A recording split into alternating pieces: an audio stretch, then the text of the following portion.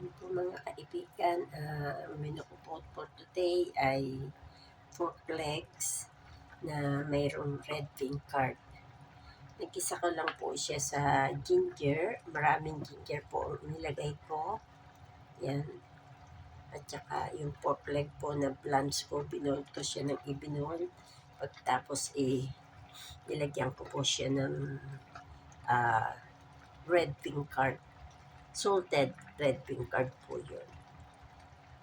Preserve na nabibili po yun ng naka-plastic o nakabote. Pagtapos po, isang piraso lang po nilagay ko. Pagtapos, pinold ko siya hanggang sa lumambot ang pork leg. Kasi mas masarap po siyang lutuin pagka pork leg.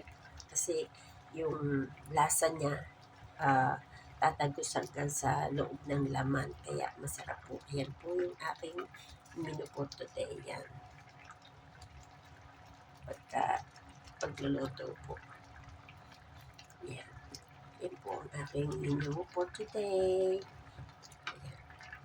Yummy, yummy po.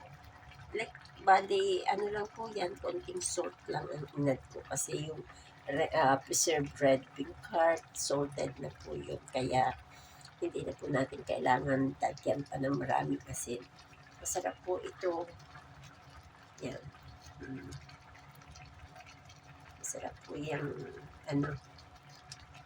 luto na ganyan. Ito po yung isang Chinese dish na aking natututunan.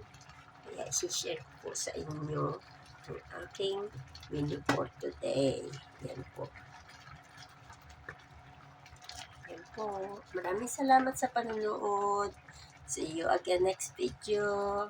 Bye for now.